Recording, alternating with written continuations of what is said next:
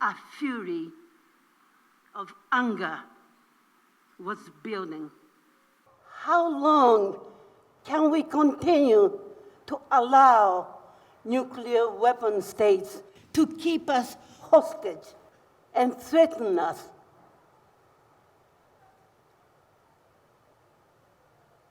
For potential annihilation.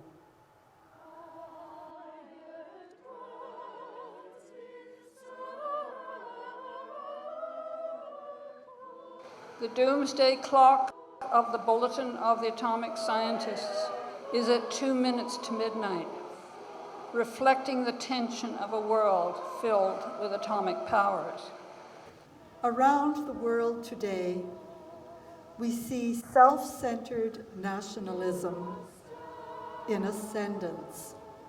Another nuclear arms race is beginning.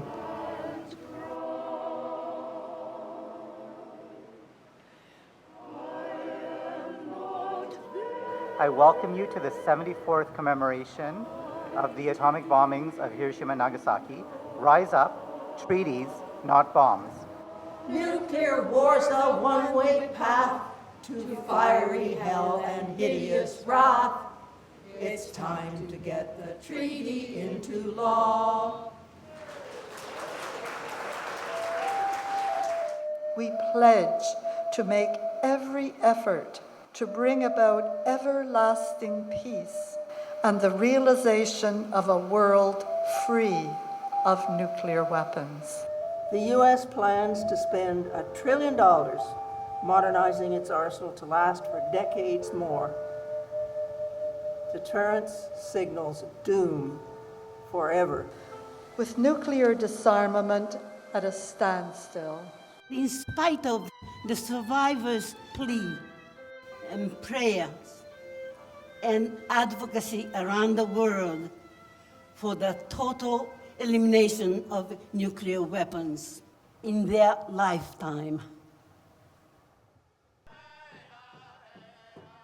In 2017, at the negotiations for the Treaty on the Prohibition of Nuclear Weapons, 35 indigenous groups delivered a statement. Governments and colonial forces exploded nuclear bombs on our sacred lands, upon which we depend for our lives and livelihoods, and which contain places of critical cultural and spiritual significance. Today, many of these communities continue their resistance against nuclear colonialism by fighting off nuclear waste disposal sites and uranium mines. Continuous efforts made by countries and individuals, most prominently the atomic bombing survivors, bore fruit when the United Nations adopted the Treaty on the Prohibition of Nuclear Weapons.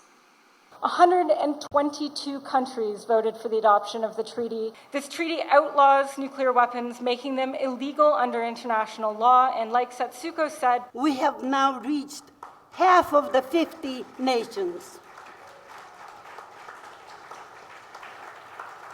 The number needed for it to enter into force. 25 more to go. Toronto City Council has unanimously called upon the Canadian government to support the Treaty on the Prohibition of Nuclear Weapons.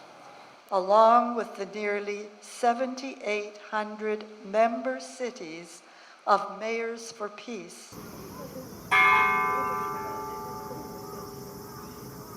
Remembering the devastating atomic bombings of Hiroshima and Nagasaki, we recall the message on the cenotaph in the Peace Park in Hiroshima.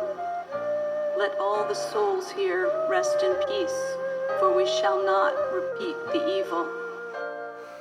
Please demand that the governments and parliaments in your countries sign and ratify the Treaty on the Prohibition of Nuclear Weapons.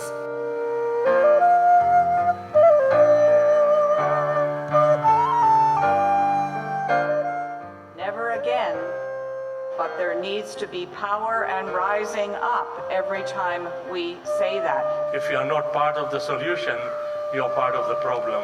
So let's see how we can all work together and make it happen.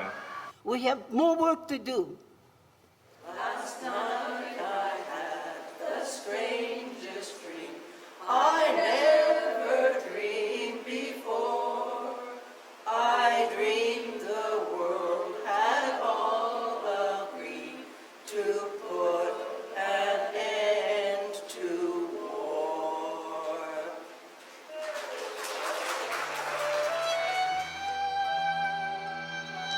Today, with people around the world, we commit ourselves to urge states, parliamentarians, and civil society in efforts to stigmatize, prohibit, and eliminate nuclear weapons for the sake of humanity and to prevent unthinkable horror before it is too late.